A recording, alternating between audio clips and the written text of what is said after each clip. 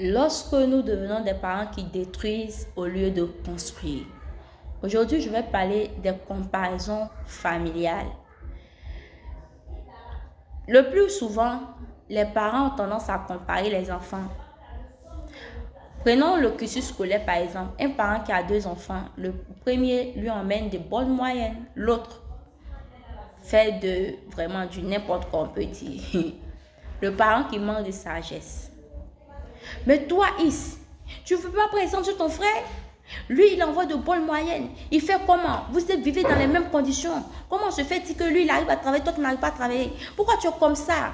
Oh, toi, Y, je suis fière de toi. Tu es mon enfant. Tu as pris mon intelligence. Toi, tu me ressembles. Blessure.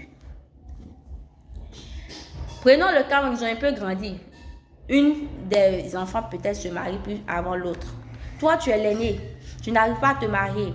Et puis tu es là, on ne sait même pas tu fous quoi. Ainsi de suite. Tu ne peux pas te trouver un homme à marier. Blessure. Mais toi, tu es mon fils. Déjà, tu prends soin de nous. Tu nous ramènes de l'argent. Tu prends soin de nous. Mais lui-même qui est l'aîné là, il n'a même pas encore un boulot pour dire qu'il va pouvoir prendre soin de nous. Le pire, c'est que c'est nous-mêmes, on continue de contribuer à ces charges. Attendez, il ne faut pas faire rire. C'est nous-mêmes qui continuons à contribuer à ces charges. Et blessure. Ce n'est pas peut-être le mot qu'on fait sortir en général qui est peut-être le problème. Mais la comparaison qu'on est en train de faire, l'enfant se dit que, donc on préfère l'autre à moi. Moi, je ne vaux rien. Moi, je suis inutile. Et sans s'en rendre compte, nous parents, on est en train de créer de la haine, de la rivalité, de la jalousie en ces enfants-là.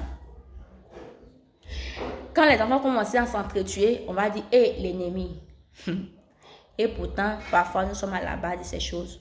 Le cas de Joseph, le plus souvent, quand on parle de l'histoire de Joseph, on dit Joseph, il était esclave, après il est devenu ministre. Ça, c'est le point positif. Mais quand tu lis l'histoire de Joseph, tu vois la différence que le père de Joseph a mis entre ses enfants. Le fait de coudre une tunique spéciale pour Joseph, les frères ont senti déjà la différence entre Joseph et eux. Vous voyez, nos agissements en tant que parents, parfois, détruisent nos enfants. Aujourd'hui, je prie que Dieu nous accorde d'être des parents sages, afin que nous soyons ceux-là qui construisent nos enfants et non ceux-là qui les détruisent.